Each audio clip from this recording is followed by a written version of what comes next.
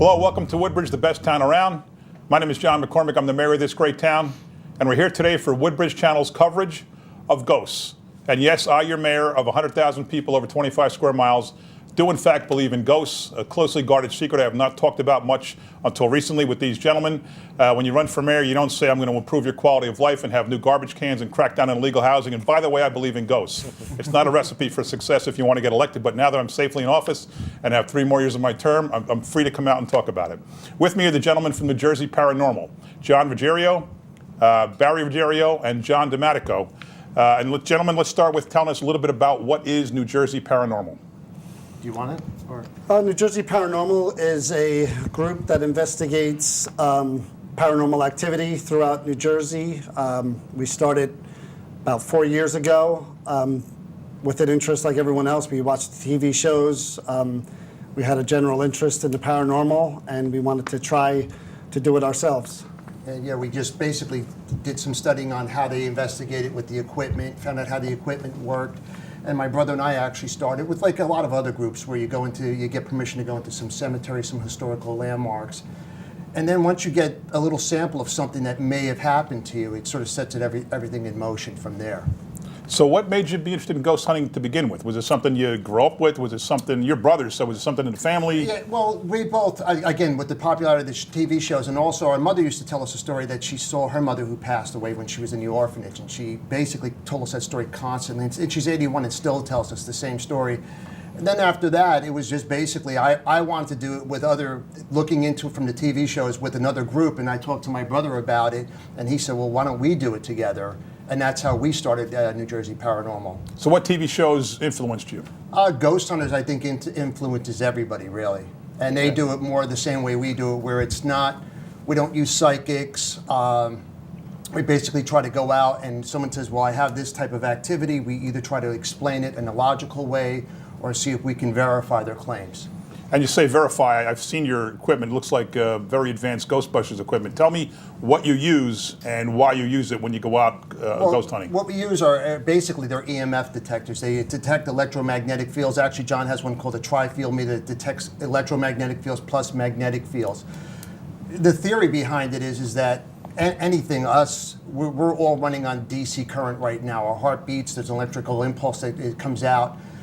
If you want to call it the soul, the aura of the person, is that an energy? And if there is an energy, if anything's going to try to show itself to you, it has to grab molecules and atoms, and all the basic essence of all atoms are neutron, protons, and electrons. And if you scrape your feet on your socks on a winter day on the floor, you'll get that static shock. The theory behind it, again, is if something's trying to grab those molecules to show itself to you, it's going to naturally create an electromagnetic field, and that's what the K2 meters, EMF detectors are used for. Also, we use thermal thermometers because if something's trying to grab that energy, it's also going to create a cold spot when it's taking that energy, and then a hot spot's going to appear where the activity is starting. Along with that, we use digital recorders to see if we can catch the electric voice phenomenon, and IR cameras and night vision cameras. So a lot of this comes down to pure science. It's science-based, yes. You said cemeteries, without talking about the places you looked in Woodbridge. We'll get into them maybe in the second half of this show. Tell me about what you investigate in general. You mentioned cemeteries. Well, they seem like a natural.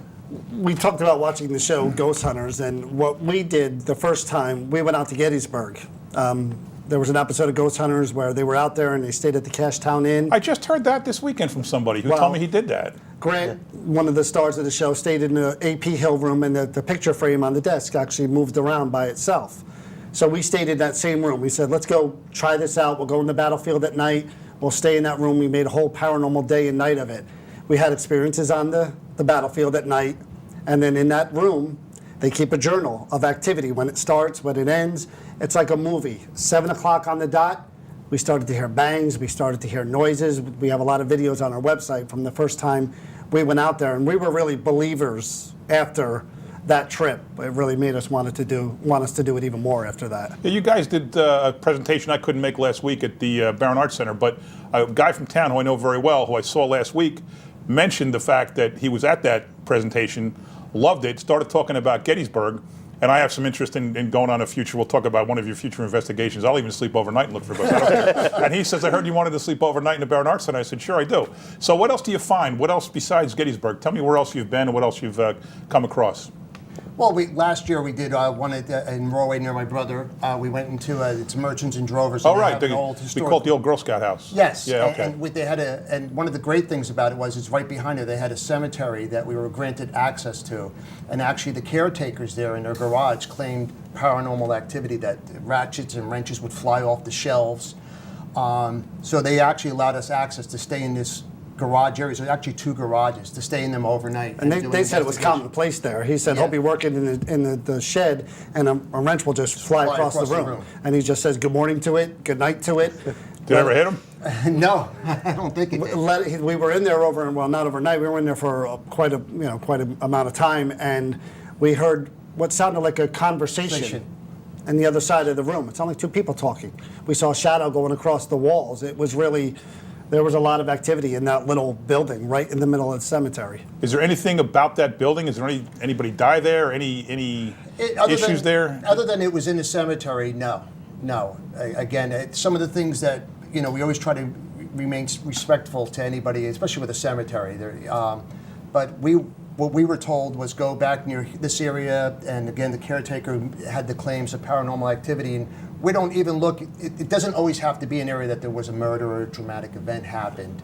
Is if someone reports activity to us, we're going to go in and see, and we actually experienced a lot with the caretaker experienced that night. And are you getting out there, your name, New Jersey Paranormal, so much that people, when they think of something, are you the ones they call, not to be a pun on Ghostbusters, who you're going to call, but are you the guys people somewhere else in Mahwah, New Jersey, do they think of New Jersey Paranormal? You're getting out there. You say your website. What's your address?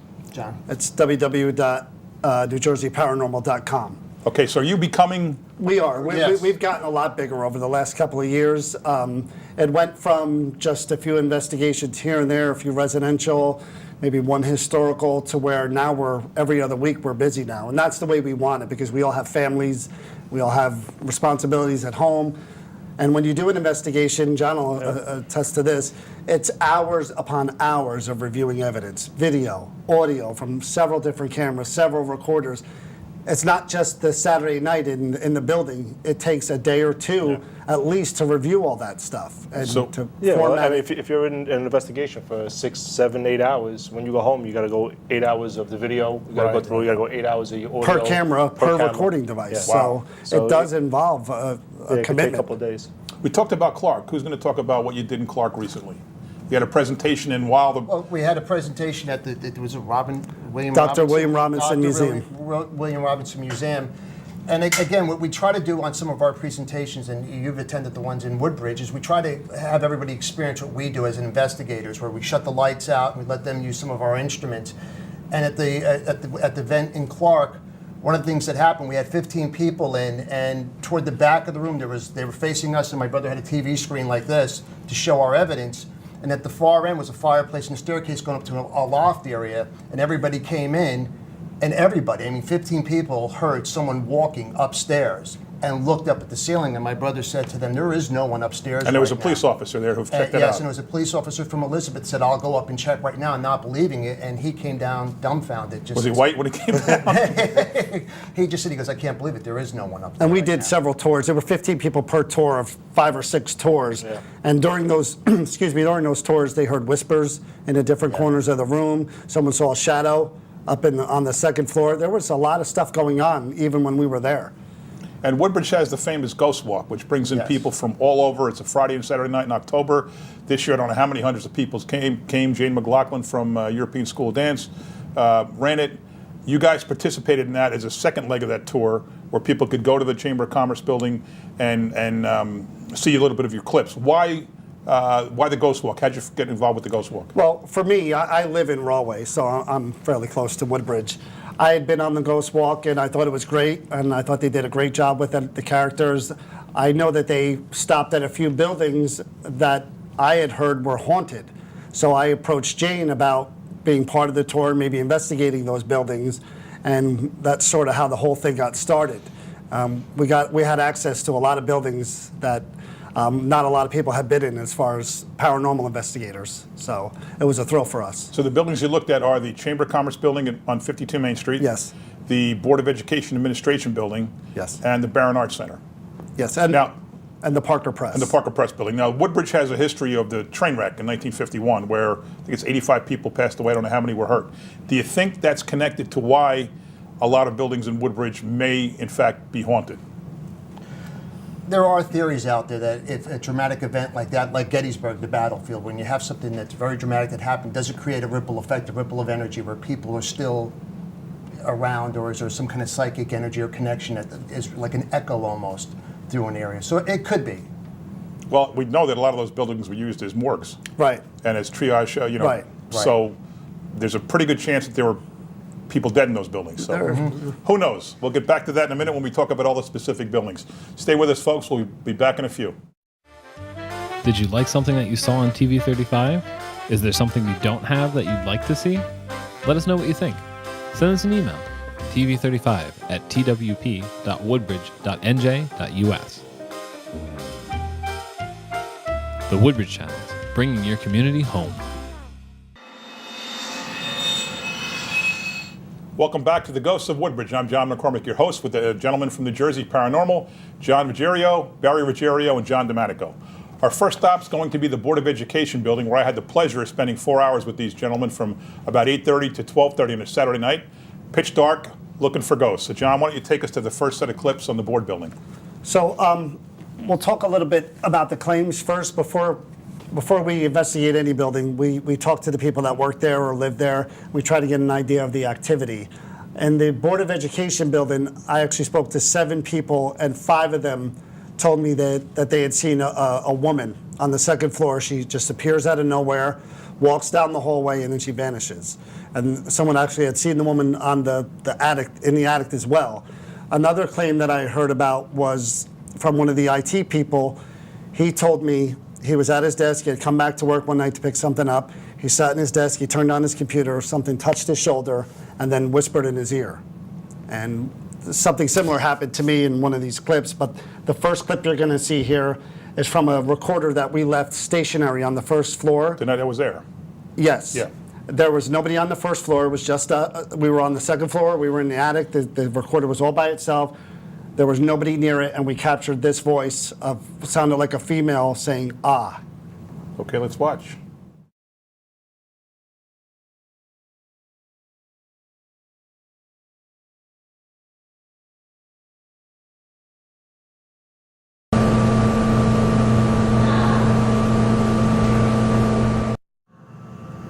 It's clear.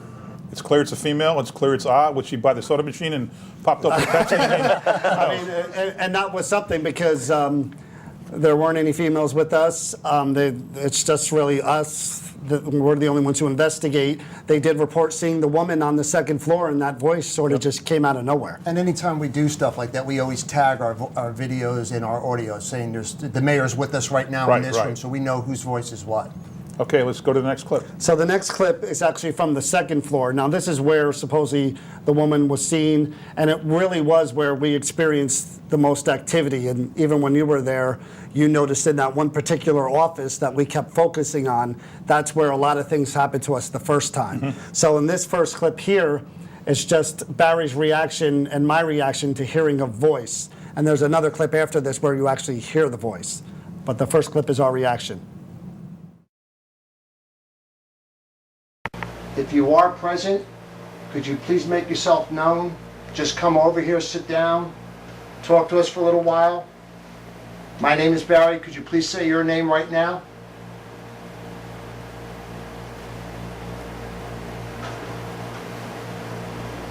Did you hear that? I did hear that. Huh? I did. Oh, was it you?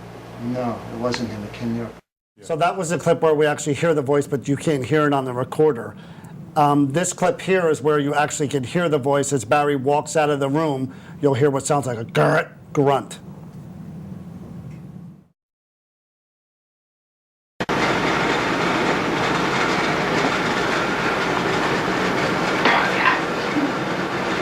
Getting a few spikes. And the machine spiked at the same time the voice Yes. hit? Yes. Okay. The thing about that floor in that building was we were walking around, you know how dark it was in Very the dark. hallways. We weren't getting a lot of activity in anywhere on the second floor. And then all of a sudden, that particular office, the devices started to spike and we started to hear things. The next clip is actually a first for me. It's that same office. Everybody else was out of the office. I decided to go back in there and leave something in front of a stationary camera so that if it lit up, we would be able to see it later on. I walk into the office, something screeches once. I didn't hear it the first time, but as I'm leaving that office, it screeched again right in my ear and startled me.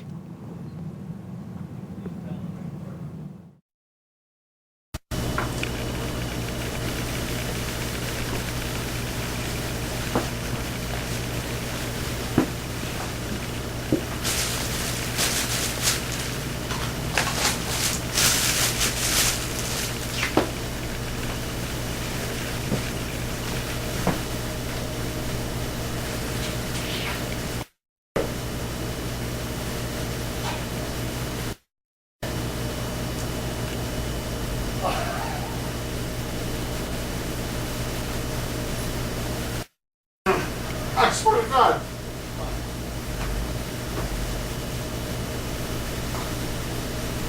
What happened? Did you see somebody? Oh my God, I'm not kidding around.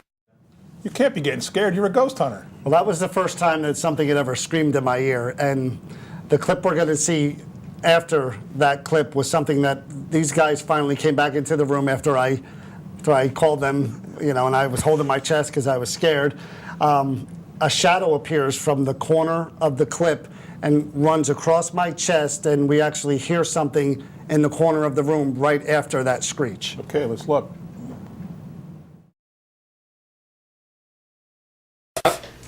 Whoa! Did you hear that? I heard that. That was right in there. Right there. I'm telling you, there's something in here. You want me to turn this camera? Did you? It sounded like someone was standing right there.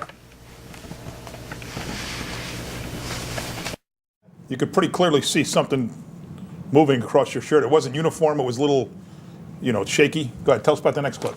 Well, about that clip Okay. as well, we tried to debunk that, to try to figure out what would have caused that, but that was the middle of July.